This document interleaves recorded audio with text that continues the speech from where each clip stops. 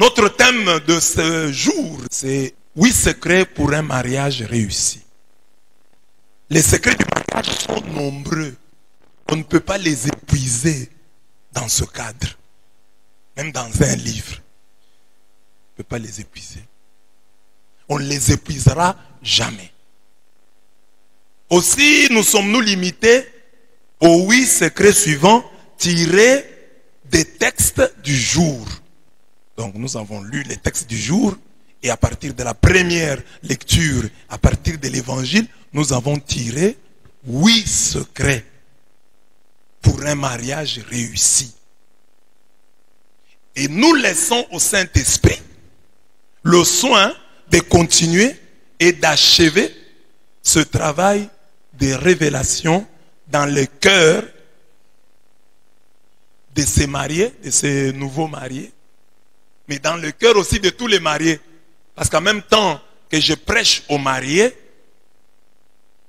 qui sont encore des fiancés jusque-là, ils sont fiancés jusque-là, ils deviendront mariés après l'enseignement et l'échange de consentement. Mais là, ils sont encore des fiancés. Mais les mariés peuvent aussi en profiter. C'est pourquoi quand il y a mariage, on vous invite. On dit accompagner le couple pour prier pour lui, mais venez aussi vous ressourcer. Venez aussi vous ressourcer parce que vous aussi vous pouvez apprendre. Dieu peut aussi vous rappeler des choses que vous avez oubliées ou que vous semblez négliger. Les 8 secrets pour un mariage réussi. Amen. Quel est le premier secret pour un mariage réussi? Symphorien, Catherine, premier secret. Fuir la solitude. Yahweh dit, il n'est pas bon que l'homme soit seul. Il faut que je lui fasse une aide qui lui soit assortie. Voilà la Bible, la première lecture. Il ne faut pas que l'homme soit seul. Dieu a refusé la solitude. Vous vous mariez pour vivre ensemble, pour être un couple. Soyez un couple. Qu'on vous voit à deux. Dialoguez. Parlez entre vous. Couple. En vous voyant, on sent qu'il y a une osmose entre vous. Au bout d'un temps, vous avez même l'impression que papa ressemble à maman et que maman ressemble à papa. Tellement ils sont ensemble. Chaque fois que dans votre imaginaire, vous voyez le papa, vous voyez aussi la maman. Au point que vous avez l'impression qu'ils se ressemblent. Osmose. Ne suivez pas l'exemple de ces couples qui viennent même à la messe. L'homme devant, la femme derrière. L'homme est toujours pressé et la femme est toujours là derrière. Marchez ensemble. Qu'on vous voit ensemble. J'ai des couples qui viennent même se confesser ensemble. Moi, à tour de rôle, mais ils viennent ensemble. Ils ont un problème, ils viennent vous voir ensemble. Quand ils viennent pour n'importe quoi, ils sont toujours ensemble. La Bible dit, un fil triple ne rompt pas vite. Ecclésiaste 4, 9 à 12. Voilà, un fil triple, c'est-à-dire que vous êtes à deux plus Dieu. Donc, ça devient maintenant un fil triple. C'est pour ça que vous êtes venus ici. Pour que Dieu entre dans votre union. Pour que, fuyant la solitude, vous ne soyez pas seulement à deux, mais que dans votre couple, Dieu soit présent. On se marie pour mener une vie de couple, une vie de famille quand Dieu vous donnera des enfants. D'où la nécessité du dialogue, de l'écoute, de la collaboration. Sentez que votre mari est votre collaborateur, votre femme est votre collaboratrice. C'est-à-dire collaborateur. Il y a cum laborare. Vous travaillez ensemble. Vous êtes ensemble. Un mariage sans dialogue est un divorce qui ne veut pas décliner son identité. Donc il faut dialoguer. Oh, qu'il est doux pour des frères. Oh, qu'il est doux pour un couple de demeurer ensemble. Ne soyez pas un conglomérat d'aventuriers. Soyez des gens qui sont ensemble, qui se sont mariés pour fuir la solitude. Alors c'est ça que j'ai dit. C'est un faux rentre du travail. Il est dans le téléphone. Tu ne t'es pas marié au téléphone. Comme tu aimes le téléphone, tu devais venir avec le téléphone. Tu es venu avec Catherine. Quand tu es avec Catherine, laisse d'abord le téléphone. Beaucoup d'hommes aujourd'hui sont infidèles à leur femme Non pas parce qu'ils ont cherché une autre femme, mais parce qu'ils sont dans les téléphones. Ils ont une nouvelle épouse nommée téléphone. Dialoguez. Que la télévision ne vous sépare pas. Que le téléphone ne vous sépare pas. Dialoguez. Quand votre femme vous parle, déposez le téléphone. Quand votre mari vous parle, déposez. Dans un couple où tout le monde est dans le téléphone, la femme dans son téléphone, l'homme dans son téléphone, c'est fuite du dialogue. Fuyez la solitude. Cherchez le dialogue. Voilà le premier secret. Chaque jour de votre vie, regardez ce papier-là en disant, est-ce que ce point ici qu'on nous a prêché, nous avons réussi à fuir la solitude? Est-ce que nous sommes ensemble? Est-ce que nous sommes à deux? Nous sommes souvent à deux. Nous sommes un couple? Oui, nous sommes un couple. Deuxième secret, dormir. Quand Dieu a créé Adam, pour lui donner Ève, Dieu a endormi Adam. Et c'est dans le sommeil que la femme lui a été donnée. Donc ça signifie que dans le mariage, vous voulez réussir, fermez les yeux sur les défauts de l'autre et ouvrez-les sur ses qualités. Vous tiendrez dans le mariage. Comme vous êtes là, vous vous mariez. Tu as quel âge? 29 ans. Tu as quel âge? 23 ans. Donc c'est déjà un âge où chacun porte déjà ses défauts. Il peut changer ou il ne peut pas changer. Il faut être réaliste. Ça, il changera difficilement. Ça, il changera petit à petit. Ça, peut-être qu'il ne changera pas. Je le supporte. Mais j'ouvre davantage mes yeux sur ses qualités. Tu veux que Dieu te donne ta femme? Ferme les yeux. Tu veux que Dieu te donne ton homme? Ferme les yeux. Quand dans le mariage, tu es trop regardant, tu ne vas pas tenir. Dans le mariage, on ferme les yeux. C'est ainsi qu'on va tenir. Dieu comble son bien-aimé quand il dort. Psaume 127, 2. Une manière de dire que pour tenir dans le mariage, il faut fermer les yeux sur les faiblesses pour les garder grands ouverts sur les qualités de l'autre. Trop de remarques tuent l'amour et l'autorité. Trop de remarques tuent l'amour et l'autorité. Quand tu fais trop de remarques, la femme va t'appeler marqueur ou remarqueur. Pour que Ève soit vraiment à vous, fermez les yeux, dormez. Pour qu'Adam soit vraiment à vous, fermez les yeux, dormez. Quand on devient trop regardant dans l'amour, il y a crise d'amour. Car l'amour, le vrai, est toujours sinon aveugle, du moins distrait quant aux fautes de l'autre. Tu peux rencontrer un homme, tu parles avec lui, tu sens qu'il a une mauvaise haleine. Tu ne supportes pas. Mais il a une femme qui supporte cette mauvaise haleine. C'est-à-dire, elle, l'amour fait disparaître la mauvaise haleine. Mais toi qui es étranger et qui n'est pas le mari de cette femme ou la femme de cet homme-là, toi tu sens ça, mais sa propre femme ne sent pas. Amen. Dormir. Dormir. 3. Étonner et s'étonner. J'ai dit, pour créer Ève, Dieu a endormi Adam. Et il a tiré Ève de la côte d'Adam. Amen. Maintenant, étonner et s'étonner. On dit ceci. Voyant pour la première fois la femme, l'homme s'écrie, pour le coup, c'est l'os de mes os et la chair de ma chair. Genèse 2, 23. Je suis Ish, homme, et elle est Isha, femme. La femme a étonné l'homme. Et elle doit continuer à le faire. L'homme doit faire de même. Et chacun doit se faire le devoir de se laisser éblouir par le bien qui transpire dans la vie de l'autre. Qui s'étonne comme Nathanaël, pour peu de choses, en reçoit davantage. Jean 1, 47 à 51. D'où l'exigence pour chaque partenaire de continuer à créer des gestes d'amour, des surprises d'amour.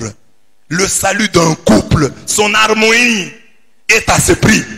Un bon couple lutte continuellement contre la vieillesse, contre la routine. Il faut dans le mariage se dire chaque jour, je dois étonner mon mari. Moi je suis une femme. Quand la femme a été présentée pour la première fois à Adam, a dansé et crié. Oh, pour les coups, voici l'os de mes os et la chair de ma chair. L'homme s'est étonné. Quatrième secret, rester nu. Or, tous deux étaient nus, l'homme et sa femme, et ils n'avaient pas honte l'un devant l'autre. Cette nudité première était le signe de l'innocence qui caractérisait nos premiers parents. Mais qu'est-ce qui s'est passé par la suite? Après la chute, le péché. C'est après avoir mangé le fruit défendu que leurs yeux s'ouvrirent et ils connurent qu'ils étaient nus. Ils cousirent des feuilles de figuier et se firent des pagnes. Genèse 3, 7. Mais lorsque Dieu vint pour l'interpeller, il demanda à l'homme, où es-tu? L'homme répondit, j'ai entendu ton pas dans le jardin, j'ai eu peur parce que je suis nu et je me suis caché. Dieu reprit, qui t'a appris que tu étais? La réponse de l'homme est très symptomatique. C'est la femme que tu as mise auprès de moi. Autrement dit, est-ce que moi je t'avais demandé la femme? C'est la femme ici. C'est quand l'homme et la femme tombent dans le péché qu'ils se rendent compte que la nudité est une mauvaise chose et qu'ils cherchent à se couvrir. Rester nu, c'est pour le couple, la sincérité, ne rien se cacher, c'est dire la vérité, être vrai et transparent. J'ai un code dans mon téléphone, ma femme le connaît. Pas comme les mariages qu'il y a là. Ma femme, je te dis, pour éviter les conflits entre nous, tu gardes ton téléphone, je garde mon téléphone, un point, un trait. Ça, c'est pas un mariage. Vous n'êtes pas nus. Adam et Ève, c'est quand ils ont péché qu'ils se sont rendus compte qu'ils étaient nus. Mais avant le péché, ils étaient nus et ça ne leur disait rien. Mais quand tu commences à avoir peur, à avoir honte de ta femme, tu ne veux pas qu'elle touche à ton téléphone, ça devient dangereux. Il y a des hommes dont le téléphone est intouchable. D'ailleurs, il y a des femmes qui disent que si tu veux que ton mari t'aide, soit avec toi à la cuisine, demande-lui son téléphone. Tu demandes à ton mari, mon mari, donne-moi un peu ton téléphone, je l'utilise comme torche à la cuisine. L'homme ne va pas quitter la cuisine, il sera toujours à la cuisine. Oui, oui. En tout cas, ma chérie, pour que tu ne puisses pas entrer dans le téléphone. Cinquième secret, fleurir où l'on est planté. Dans un couple, chacun doit garder la place que Dieu lui a assignée. La femme doit être tendre et soumise. L'homme doit être réfléchi. L'homme doit être compréhensif. L'homme doit être responsable. Marie, aimez vos femmes. Femmes, soyez soumises à vos maris. Ce mystère est grand. Il concerne le Christ et l'Église. Ephésiens 5, 32. J'ai toujours pensé qu'aimer comme le Christ, ce qui est demandé au mari, est plus difficile que ce qui est demandé à la femme, obéir comme l'Église. Mais peut-on vraiment obéir, se soumettre sans amour? Peut-on aimer sans se soumettre? Parce qu'on dit, l'homme aime, c'est la femme qui se soumet. Mais moi je trouve qu'on ne peut pas aimer sans se soumettre. Pour vous soumettre à votre mari, il faut l'aimer. La femme qui ne vous aime pas ne se soumettra pas à vous. Donc, et l'amour et la soumission sont demandés et à l'homme et à la femme. Parce que la Bible dit, avant de dire, mari, aimez vos femmes, femmes, soyez soumises à vos maris, la Bible a dit en Ephésiens 5, 21, soyez soumis les uns aux autres. C'est-à-dire que les maris soient soumis à leurs femmes et que les femmes soient soumises à leurs maris. Et c'est vrai. Dans le couple, par exemple, ta femme n'est pas contente quand tu causes avec tel homme, avec telle fille. Tu veux la paix dans ton foyer. Tu vas te soumettre. Ta femme veut que tu rentres au plus tard 23h, papa au plus tard 22h. Quand tu rentres au-delà, tu n'es pas à l'aise.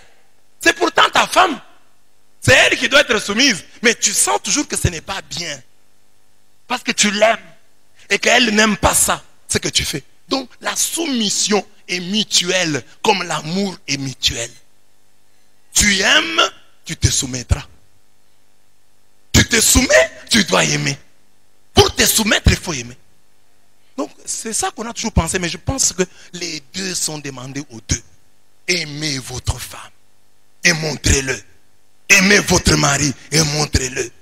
Montrez aux gens que vous vous aimez. C'est très important.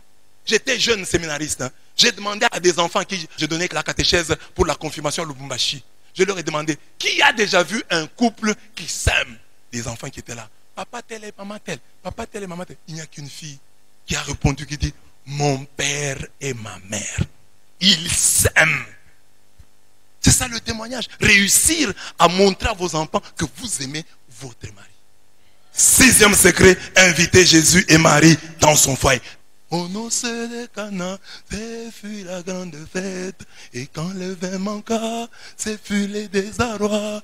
Allez chercher de l'eau et faites-la goûter. Il nous faut du bon vin. Ils ont invité un certain, c'est pas Isaac, un autre Jacob. Mais ils ont dit à ce mariage, invitons aussi Marie. Invitons aussi son fils là, Jésus. Ils ne le connaissaient pas comme quelqu'un qui allait faire quelque chose. Ils l'ont invité seulement. Ah, c'est le fils de Marie. On parle quand même de lui. Hein. C'est quand même quelqu'un. On l'invite aussi. Et Jésus était là. Le texte dit, on invita Marie. On invita aussi Jésus. Parce qu'en ce moment-là, Marie était plus connue que Jésus. Mais ils ont invité Marie, ils ont invité Jésus. Maintenant, il n'y a plus de vin. Les autres invités ne font que critiquer. Ils n'ont pas de moyens. Ils invitent beaucoup de gens comme ça. Ça, c'est pour se faire voir. D'ailleurs, la robe qu'elle a portée là, elle ne lui va pas bien. La veste du mari, il aurait fallu qu'il portât une veste de telle couleur. Les chaussures, non, c'était pas parfait. Combien? Non. Critique. Les autres ne faisaient que critiquer. Mais Marie sent qu'il n'y a plus de vin. C'est elle qui s'élève. Elle va voir son fils. La Vierge Marie. Sans commentaire, elle fait seulement une phrase. Ils n'ont plus de vin. Elle n'a pas besoin de ces infos et Catherine. Ils n'ont plus de vin. Ils ont invité Marie à leur fête. C'est Marie qu'ils ont invité. Marie était là. Et c'est elle qui voit. Elle a les réflexes maternels. Elle sent que quelque chose manque. Et elle intervient auprès de son fils. Et lui dit, ils n'ont plus de vin. Et le fils dit, qu'y a-t-il entre toi et moi, femme? Mon heure n'est pas... Les gens s'étonnent que Jésus appelle Marie femme. Mais Marie est femme. Jésus est créateur. Jésus est Dieu. S'il m'appelle moi Kanda, je n'ai pas un problème. Je ne vais pas en faire. Je suis Kanda. Je ne vais pas demander à Jésus qu'il m'appelle Messé Lavé. Je ne suis pas son Messé Lavé. Il peut appeler Marie femme. Même si Marie l'a mise au monde, il peut m'appeler moi Kanda, même si je suis son serviteur. Il n'est pas obligé de me dire, oh pasteur Blaise, oh père Blaise. Non, pas besoin de ça. Quand il appelle femme, c'est normal. Il est Dieu. Il n'y a pas de problème. Femme, qu'y a-t-il entre toi et moi? Mon heure n'est pas encore arrivée. Mais son heure n'est pas encore arrivée. Il va faire le miracle. C'est que Marie est une femme de foi. Et Dieu honore la foi. Qu'est-ce que Marie a fait? Marie a compris un texte de la Bible qui dit que au temps du Shiloh, quand viendra le Shiloh, Shiloh, ça veut dire celui à qui revient le pouvoir. Le livre de la Genèse a annoncé que le Shiloh viendra. Et au temps du Shiloh, il y aura abondance de vin. Et Marie regarde, le Shiloh est déjà là. Elle connaissait son fils. Elle l'avait mis au monde. Elle avait des vibrations quand elle est portée dans le ventre. Quand tout le monde ne le connaissait pas encore, elle connaissait déjà. Elle savait l'enfant qu'elle avait porté, les sensations qu'elle avait. Quand elle l'a mise au monde, elle a des choses qu'elle a senties. Quand elle le lavait, elle sentait des vibrations. C'est ainsi qu'elle, quand elle voit qu'il n'y a pas de vin, elle va voir son fils. C'est qu'aucune maman ne peut faire ici. Vous les mamans qui êtes ici, si ce soir il n'y a pas de vin, vous n'allez pas voir votre fils pour lui dire ils n'ont plus de vin. Vous allez dire plutôt à votre fils, rentrons à la maison. Ces gens sont des aventuriers. Mais Marie, si elle a dit ça à son fils, c'est qu'elle le connaissait sous une autre dimension. Quand le monde voyait en lui un simple Jésus, elle comprenait déjà que celui-ci, c'est Jésus, le Christ. Au matin de son ministère, elle l'a appelé à sa manière Jésus-Christ. Jésus-Christ. Alors qu'il est devenu Christ pour beaucoup quand il est ressuscité. Mais elle, au matin déjà, il est le Christ. Il est le Christ. Avant que Pierre dise, tu es le Christ et le Fils du Dieu vivant, elle l'avait dit déjà au noces de Cana. Tu es le Christ, le Fils du Dieu vivant. Tu es le Shiloh. Il n'y a pas de vin. Il n'y a plus de vin. La Bible dit, quand viendra le Shiloh, il y aura du vin. Mais tu es Shiloh. Il n'y a pas de vin. C'est une contradiction. Montre au monde que c'est toi le Shiloh. Promis dans Genèse. C'est toi le Shiloh. C'est toi le Shiloh. Il faut qu'il y ait du vin. Il faut qu'il y ait du vin. Parce que le Shiloh, quand il est là, il y a abondance de vin. Marie est une femme profonde. Est une femme qui a une foi profonde. Parce que quand le monde voyait Jésus comme le fils de Marie, comme son fils, elle voyait Jésus, fils de... Parce que c'est elle qui l'avait porté. C'est elle qui l'avait mis au monde. C'est à elle que l'ange avait parlé. Alors, c'est ça que j'ai dit à Saint-Faux et à Catherine. Dans votre mariage, invitez Marie. Soyez un couple marial. Faites le rosaire. Faites le chapelet. Ayez une dévotion spéciale à Marie. Dites-lui, Marie, nous t'avons invité à notre fête. Mais quand vous invitez Marie, vous invitez Jésus. Ce texte n'est pas des protestants. Parce que les protestants sont gênés par ce texte. Parce que ce texte commence à dire, Marie, la mère de Jésus, avait été invitée. Jésus aussi. Les protestants ne sont pas contents. Pourquoi on dit Jésus aussi? On devait dire, Jésus était invité. Marie aussi. Non, le texte dit, Marie était invitée et Jésus aussi. Nous les catholiques, nous aimons Marie de l'amour de Jésus. Nous aimons tellement Jésus que cet amour déborde et va toucher Marie. C'est comme si Catherine disait, je t'aime Saint-Faux, mais je n'aime pas ta maman. Je ne sais pas si le mariage va exister. Donc, si Catherine aime Saint-Faux, il doit aimer sa mère. Si l'Église aime le Christ, qui est son époux, l'Église doit aimer Marie. C'est ça. Il n'y a pas moyen de faire autrement. Vous n'avez pas de choses que dans votre couple on sente la présence de Jésus. Soyez un couple qui prie. Un couple qui se confesse. Un couple qui garde contact avec les pasteurs. Ne vous éloignez pas de ceux qui ont béni votre mariage. De ceux qui vous ont parrainé. Soyez en contact avec eux. Priez Dieu. Que dans votre maison, il y ait le culte. La prière. À telle heure, nous prions comme couple. Nous nous mettons devant Dieu. Nous faisons les rosaires. Il y a beaucoup de couples ici, ils ne prient pas. Ils sont ici, ils font semblant. Quand je parle, ils font comme ça. Mais ils ne prient pas. Les endroits où Jésus et Marie ont été évacués de mariage. Vous savez ce qu'on a maintenant. Hein? En Europe, par exemple, les gens ont cru qu'ils pouvaient faire le mariage sans Dieu. Mais à quoi on assiste maintenant? Divorce express, homosexualité, union libre, divorce de fait, mariage à la carte. C'est parce qu'on a chassé Dieu du mariage. Vous voyez, nous les catholiques, hein, le mariage tient encore. Pourquoi? Parce que dans l'église catholique, nous fêtons la Sainte Famille. Dans l'église catholique, on a Marie. On parle de Marie, on parle de Joseph, on les fête, on parle de l'enfant Jésus. Mais les autres églises ici, il n'y a plus Marie. Il n'y a plus Joseph. Il n'y a que Jésus. C'est pas normal. Jésus est né dans une famille. Il avait une leçon à nous donner. Mais nous avons exclu Marie de notre foi. Nous avons exclu Joseph de notre foi. Voilà. On ne réussit plus. Le mariage a perdu les pédales. Et regardez les gens, par exemple, quand vous trouvez un bon catholique, vous trouverez aussi un bon mariage. Parce que le bon catholique, la maman fait un effort pour ressembler à Marie. Le papa fait un effort pour ressembler à Joseph. Et les enfants doivent faire des efforts pour ressembler à Jésus. Donc j'ai dit, invite Jésus et Marie à ton mariage. 7e secret, change l'eau en vin. L'eau, c'est Catherine. L'eau, c'est Saint-Faux. Saint-Faux. Ne viens pas te plaindre auprès de nous. Catherine ne change pas. Le premier miracle de Jésus fut de changer l'eau en vin. Le premier miracle de Moïse, de changer le bâton en serpent et le serpent en bâton. Alors, ton premier miracle, c'est de changer Catherine. Ton premier miracle, c'est de changer Saint-Faux. Ne viens pas te plaindre. C'est toi qui as Catherine jour et nuit. C'est toi qui as Saint-Faux jour et nuit. Change-le, change-la. C'est ça ton premier miracle. Nous te croirons lorsque tu changeras Catherine. Nous te croirons lorsque tu changeras Saint-Faux. Change-le, change-le. Il est à ta disposition. Elle n'a que 23 ans. Alors, toi, tu es son aîné de 6 ans. Change-la. Grand frère, change ta petite soeur. Petite soeur, change ton grand frère. C'est simple. Change-le physiquement, change-le moralement, change-le intellectuellement, change-le. Change-le, change-la. Ma femme ne sait pas ceci, change-la.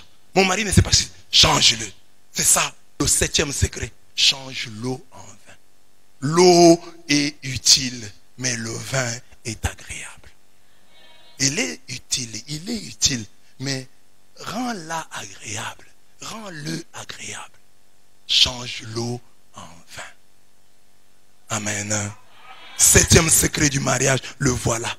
Il faut changer, il faut que chacun ait un témoignage. Et les femmes ont une grande puissance de transformation. Je le disais ici pour Catherine. Catherine, tu as des aptitudes de comédienne. Tu peux faire rire cet homme. Et on me raconte aussi que c'est un faux aussi, c'est un grand commentateur, il raconte aussi, voilà. Vous avez tout pour vivre heureux. Quand il y a une situation, je vais changer cette situation, elle ne doit pas perdurer, on ne doit pas dormir comme ça, fâchés l'un contre l'autre. On doit se réconcilier. Le diable ne doit pas passer par moi. Le diable ne passera pas par Saint-Faux, le diable ne passera pas par Catherine. Il y a un problème, nous allons le résoudre. Je vous ai toujours prêché que quand tu vis avec Saint-Faux, cote-le. Dès que vous vivez avec eux, tu le cotes sur 10. Et tu verras qu'il a 7. C'est déjà distinction. Qu'il a 8, grande distinction. Qu'il a la 9, la plus grande distinction. Il ne peut pas avoir 10 parce qu'il n'est pas Dieu. La même chose, tu cotes Catherine quand vous serez avec elle. Tu verras qu'elle a quand même un bon pourcentage. Elle sait distinguer. On ne se marie pas pour patauger, pour stagner, mais pour progresser à tous égards. L'histoire d'un couple béni ne se fait jamais à reculons. Un couple doit avancer, un couple doit percer. C'est ça, l'eau constamment changée en vin. Dernier secret enfin, se cacher. Se cacher. Jésus, après le miracle, Jésus disparaît et s'est fait voler la vedette. On va dire à l'organisateur de papa, tu as gardé le bon vin jusqu'à maintenant. On ne sait pas que, même lui ne sait pas d'où le vin est venu. Jésus donc a changé l'eau en vin, il a disparu. Il n'est pas passé là-bas pour dire, c'est moi, envoyez le vin que vous prenez là. Prenez, mais sachez que c'est moi. C'est moi qui vous ai donné le vin là. Jésus donne le vin et quelqu'un lui vole la vedette. On dit à ce monsieur, tu as gardé le bon vin jusqu'à maintenant. Mais ce monsieur-là ne sait pas d'où est venu le vin. Mais Jésus qui a donné le vin est caché dans le couple. C'est un faux. Tu feras de bonnes choses à Catherine. Catherine te fera de bonnes choses. Mais cache-toi. Ne sois pas dans le mariage pour rappeler à Catherine. Catherine, tu sais, tu étais comme ça. Moi, je t'ai fait comme ça. Catherine aussi ne rappelle pas Tinfo. Tinfo, tu étais comme ça. C'est moi qui t'ai fait ça. Non. Tu as fait le bien. Cache-toi. Tu as fait le bien. Cache-toi. Il y a beaucoup de maris qui rappellent à leur femme. Tu sais, moi, je t'ai épousé. J'avais donné $2000. Si aujourd'hui je te chasse, qui va me remettre ça? Non. Et tu dis ça, tout le monde est là. Tu es venu ici avec tes habits dans un carton. C'est moi qui t'ai donné un sac. Tu mets maintenant des habits dans l'armoire et tu parles contre moi. Papa, cache-toi. La femme aussi. Toi, tu n'avais rien. C'est grâce à mes prières. J'ai prié. C'est pourquoi tu as ce travail-là. Mais pour éviter que ton mari, que ta femme te rappelle ce qu'elle a fait pour toi, ce qu'il a fait pour toi, le secret est là. Sois le premier à reconnaître. Symphorien et Catherine, nous disons...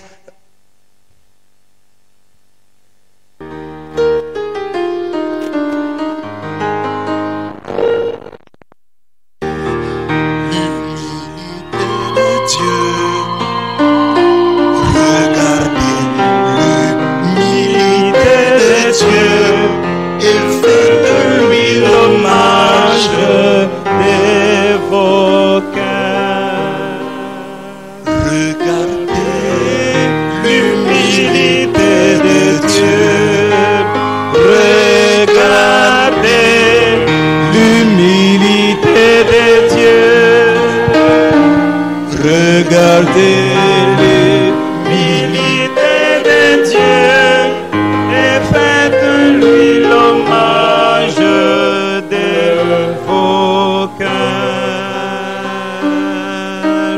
Oh, admirable grandeur, étonnante bonté du Maître de l'univers qui s'humilie pour nous au point de se cacher dans une petite hostie de pain.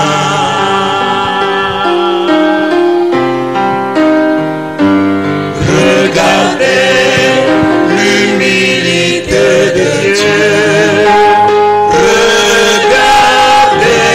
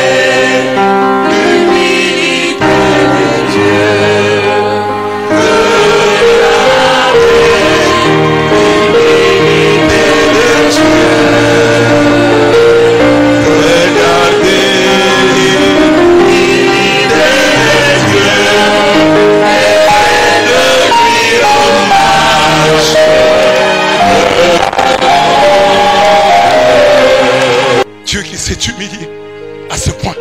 Il s'est fait peur. Nous pouvons blaguer avec lui. Quelqu'un peut venir ici le voler, aller laisser chez un féticheur. Et le Dieu se laisse faire. Il est là enfermé dans le tabernacle. Personne ne vient le visiter. Et Dieu est là dans le tabernacle. Personne ne vient le voir. Et Dieu est là, tout seul dans le tabernacle. Et toi tu dis, on m'a abandonné. Ça c'est le pain tout simplement.